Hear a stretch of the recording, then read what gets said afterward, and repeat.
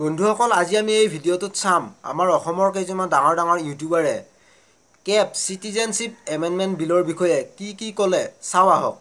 বন্ধুসকল কেপ মানে কি আমাৰ ডিম্পুৰে ভালকৈ বুজাই দিছে চাওক। হিন্দু, জৈন, শিখ, পাৰ্চী, খ্ৰীষ্টিয়ান, বুদ্ধিষ্ট এই ছয়টা ধৰ্ম, ইয়াত মুছলিম নাই। এই ধৰ্মাৱলম্বী মানুহখিনি যদি পাকিস্তান, আফগানিস্তান আৰু বাংলাদেশৰ পৰা অবৈধভাৱে 2014 চনৰ 31 ডিচেম্বৰৰ আগত আহিছিল, সেই মানুহখিনিক ভাৰতৰ নাগৰিকত্ব দিব। নতুনকৈ আৰু মানুহ নানে বা আহিব নোৱাৰে, এইটোৱে হৈছে কেপ। আৰু এটা কথা কিছুমান মানুহে ভাবি আছে অসমখন গোটেই বাংলাদেশী মানুহেৰে ভৰি পৰিব নেকি, সেইটো ভুল ভাবি আছে। কাৰণ 2014 চনৰ আগতে যিখিনি আহিছিল সেইখিনিক ভাৰতীয় নাগৰিকত্ব কৰিব, মানে ভাৰতীয় কৰিব। নতুনকৈ কোনো আহিব নোৱাৰে। বহুতে কৈছে হাজাৰ লাখ বাংলাদেশ, নতুনকৈ কোনে আহিব? নতুনকৈ আহিলে সিহঁতক কোনো চিটিজেনশ্বিপ এমেণ্ডমেণ্ট বিলৰ অধীনত কোনো ধৰণৰ চিটিজেনশ্বিপ দিয়া নহ'ব।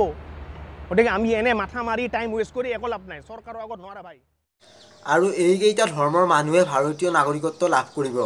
হিন্দু, খ্ৰীষ্টান, শিখ, জৈন, পাৰ্চী, বুদ্ধিষ্ট এই ছয়টা ধৰ্মৰ মানুহে ভাৰতীয় নাগৰিকত্ব লাভ কৰিব পাৰিব।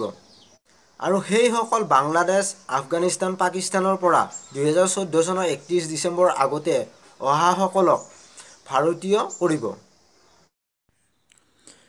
এটা কথা NRC-খন উলিয়াইছিল যে সেইখন কি হ'ল? সেইখন বাংলাদেশী উলিয়াবৰ কাৰণে কৰিছিল। এতিয়া কি বাংলাদেশী ৰাখিবহে দেখোঁ। বন্ধুসকল ভিডিঅ'টো ইমানেই আছিল। যদিহে ভিডিঅ'টো চাই ভাল লাগিল তেনেহ'লে please like, comment, share and subscribe কৰিব।